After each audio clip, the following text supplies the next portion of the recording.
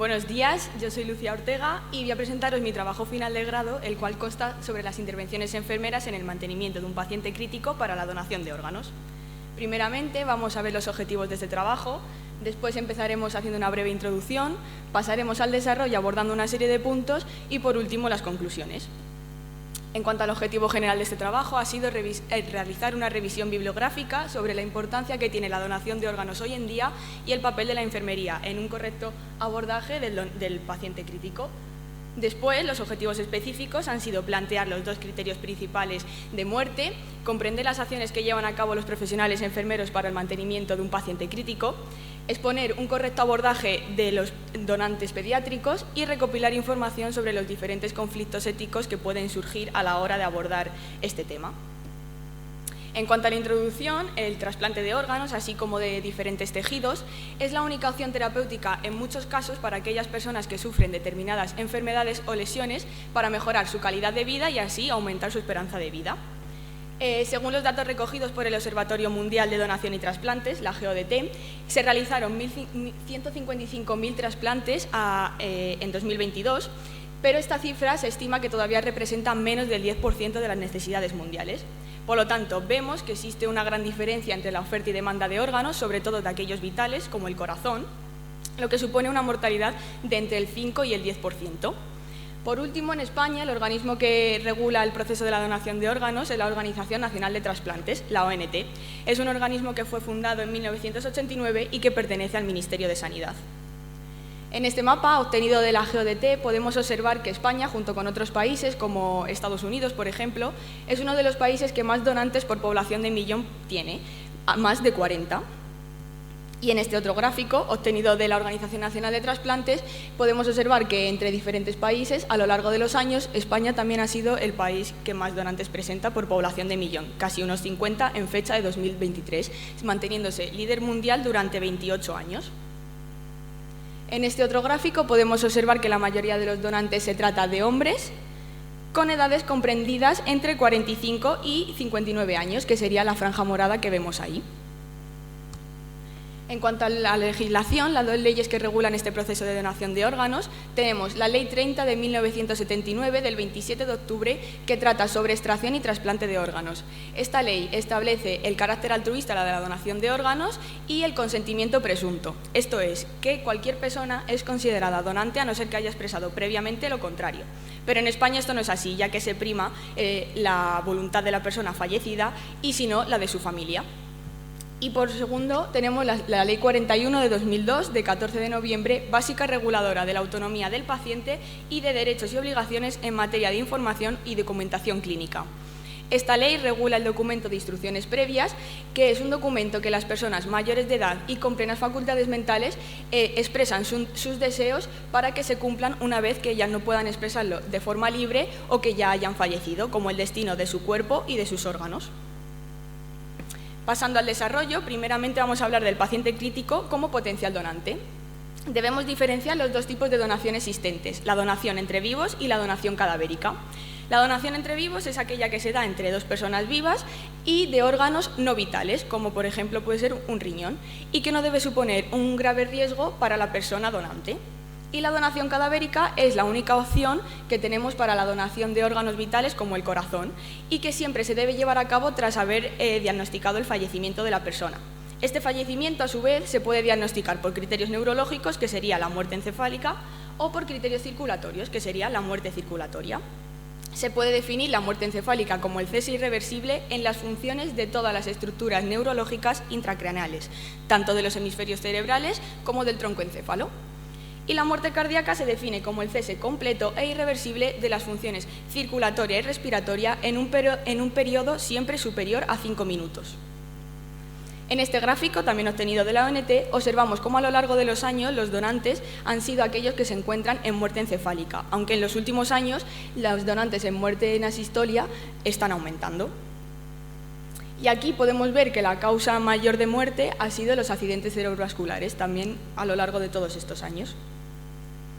Y pasando ahora a hablar de la donación tras muerte encefálica, pues ¿cuándo ocurre esta muerte encefálica? Primeramente, se debe dar un aumento de la presión intracraneal que produce una herniación rostrocaudal, lo que lleva a una disminución de la presión de perfusión cerebral, dando lugar a una isquemia del tronco encefálico. ¿Y cómo la diagnosticamos? Pues primeramente se debe dar una serie de condiciones diagnósticas, se debe realizar una exploración clínica neurológica que sea completa, exhaustiva, sistemática. Después debe haber un periodo de observación para verificar que la presión intracraneal elevada no se recupera tras establecer un tratamiento. Y por último, debe haber una serie de pruebas instrumentales que verifiquen una lesión destructiva del sistema nervioso encefálico que sea compatible con la muerte encefálica. Primeramente, en cuanto a las condiciones diagnósticas, se debe dar un coma que sea de etiología conocida y de carácter irreversible. Se deben excluir las causas reversibles del coma y de apnea, como pueden ser la hipotensión, la hipotermia, la existencia de fármacos depresores del sistema nervioso central, etc. Y debe existir una evidencia clínica o por pruebas de neuroimagen de una lesión destructiva del sistema nervioso central que sea compatible con la muerte encefálica. En cuanto a la exploración clínica y neurológica, debemos verificar el coma reactivo. También debemos verificar la ausencia de reflejos troncoencefálicos como el nauseoso, el tusígeno, el fotomotor, etc. Debemos verificar también una ausencia de respuesta al test de atropina, esto es que tras administrar 0,04 miligramos por kilogramo de atropina no se debe incrementar la frecuencia cardíaca en un 10%. Y por último, debemos verificar la ausencia de movimientos respiratorios tras el test de apnea. Esto es que al retirar las medidas de soporte ventilatorio, la presión parcial de CO2 aumenta por encima de 60 milímetros de mercurio y el pH disminuye por debajo de 7,30. Entonces, el centro respiratorio estaría estimulado por hipercapnia y acidosis. Entonces se darían movimientos respiratorios, pero en muerte encefálica esto no debería ocurrir. El periodo de observación es un periodo variable, dependiendo del tipo y la gravedad de la lesión, de si existen fármacos depresores del sistema nervioso central, de los resultados que hayamos obtenido en las pruebas instrumentales, pero la Academia de Neurología Americana establece que mínimo 6 horas de periodo de observación si existe un daño estructural y mínimo 24 horas cuando la causa del coma es derivada de una encefalopatía anóxica. Y por último, en cuanto a las pruebas instrumentales que encontramos, tenemos dos grandes grupos, aquellas que evalúan la función neuronal y aquellas que evalúan el flujo sanguíneo cerebral. En el primer grupo encontramos el electroencefalograma, que es la prueba más realizada. Se debe verificar durante al menos 30 minutos un trazado isoeléctrico, es decir, un trazado plano, lo que indica muerte encefálica. En la monitorización del índice biespectral, este va de 0 a 100, siendo 0 muerte encefálica y siendo 100 una persona totalmente despierta. Y los potenciales evocados multimodales son procedimientos no evasivos que tras estimular las vías sensitivas y motoras, tanto periféricas como centrales, no debe haber función cerebral. Y por último, en el siguiente grupo, la prueba más utilizada, encontramos varias, pero la más utilizada entre todas ellas es la arteriografía cerebral de 4 vasos, ya que es la más válida y fiable para verificar la ausencia de flujo sanguíneo en el cerebro. En cuanto a la muerte circulatoria, ¿cuándo ocurre esta? Pues cuando hay un cese de la función de respiración y circulatoria. ¿Y cómo la diagnosticamos? Pues se debe hallar uno de estos hallazgos en un tiempo no inferior a 5 minutos. Asistolia en un electrocardiograma continuo, ausencia de flujo sanguíneo en la monitorización invasiva de la presión arterial y ausencia de flujo aórtico en un ecocardiograma. Para agrupar a los donantes muerte circulatoria se creó en 1995 la clasificación de Maastricht, pero fue modificada en Madrid en 2011 y en París en 2013, que es la última actualización que tenemos aquí. Esta categoría engloba a los donantes en muerte circulatoria en base a dos grandes categorías, la donación en asistolia no controlada y la donación en asistolia controlada.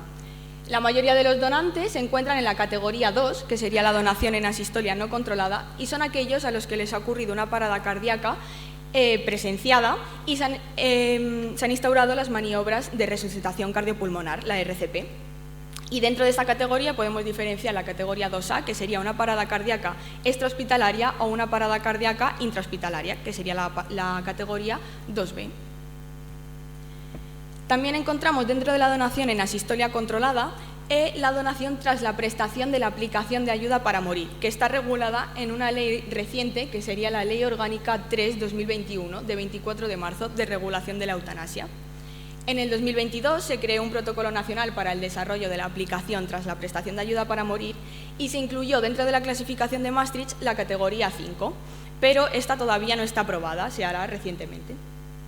Y en este caso el consentimiento, en vez de ser presunto, sería consentimiento explícito, ya que la persona sí que expresa en primera persona su deseo de ser donante de órganos.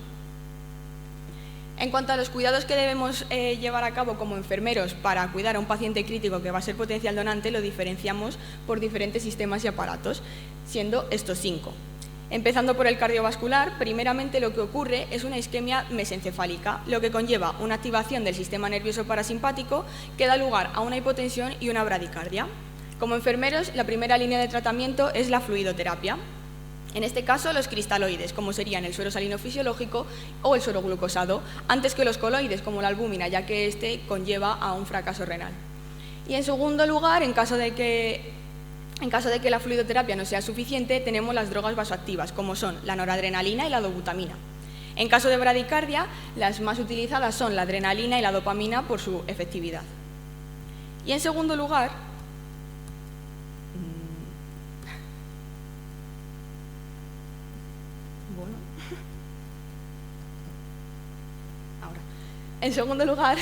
lo que se da es una afectación del puente troncoencefálico, lo que conlleva una activación del sistema nervioso simpático, dando lugar a la tríada de Cushing, esto es cuando aumenta la presión intracraneal por encima de 33 miligramos de mercurio.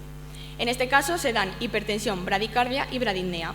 Y para tratar la hipertensión, los enfermeros lo que deberán llevar a cabo será administrar beta-bloqueantes en combinación con vasodilatadores. Pasando al respiratorio, lo que se da es una afectación del centro respiratorio situado en el bulbo raquídeo. Por lo tanto, hay una pérdida de la función respiratoria que será sustituida gracias a la ventilación mecánica. En este caso, los enfermeros se deben asegurar de que los gases en sangre arterial de los pacientes están en rangos adecuados. Para ello, realizarán gasometrías arteriales continuas. También se deben asegurar el cumplimiento de los parámetros respiratorios que han sido previamente definidos en el respirador por el equipo médico.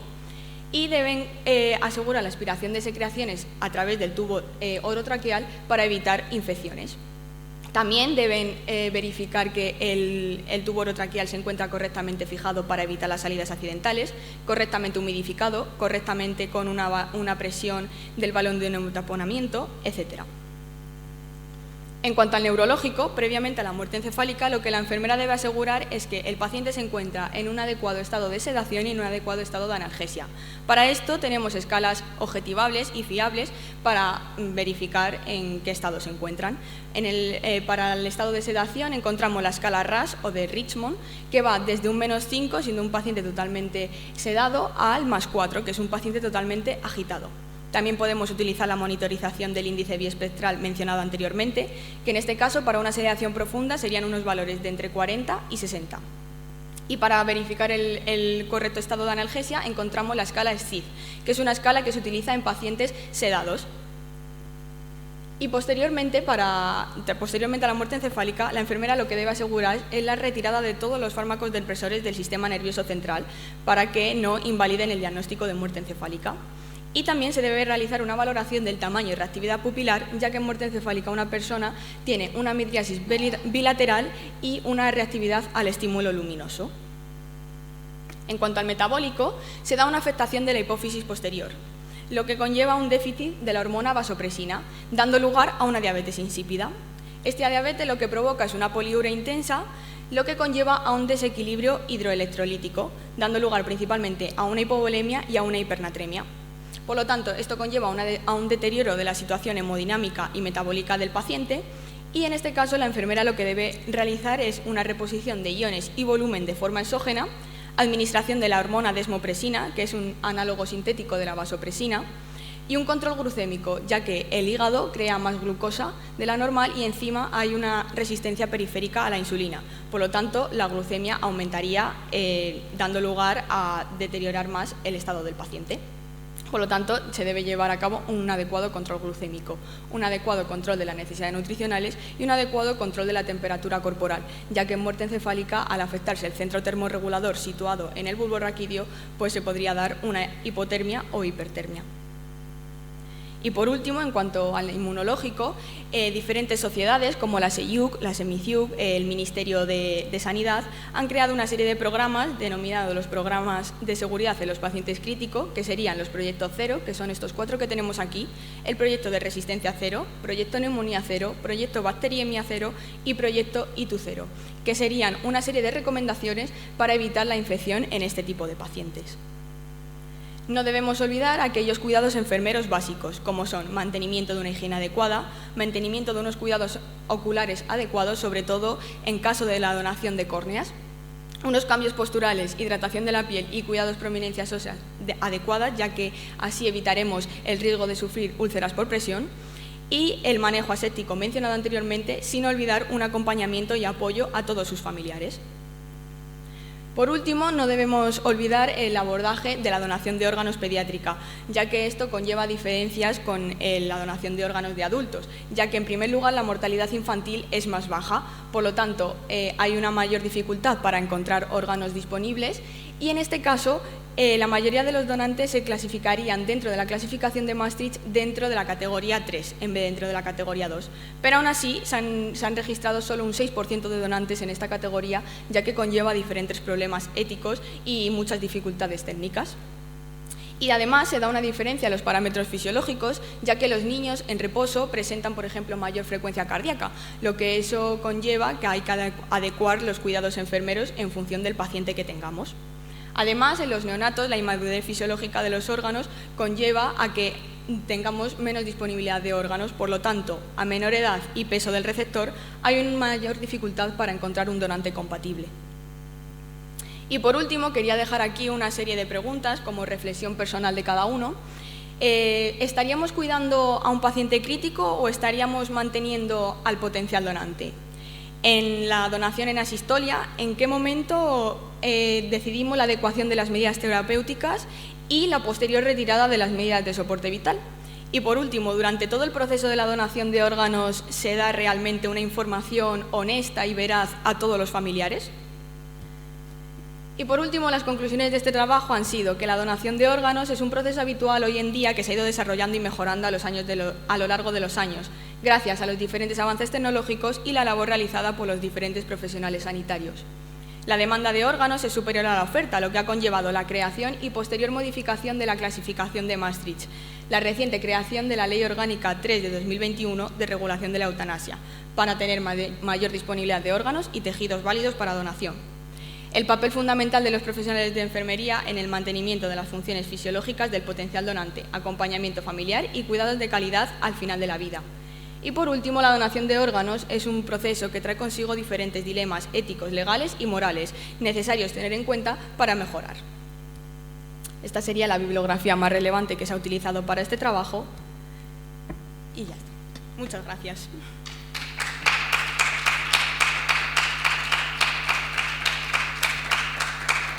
Si hay alguna pregunta, quedo a su disposición.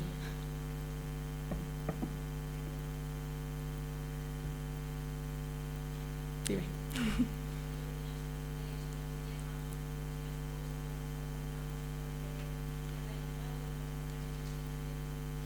Pues es verdad que en muchos casos eso conlleva a que...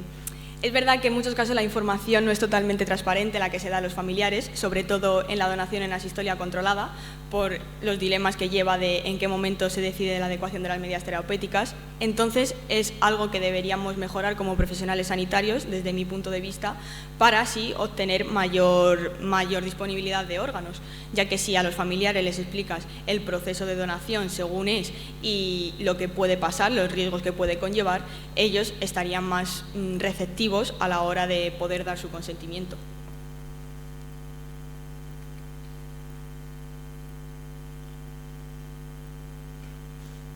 Muchas gracias.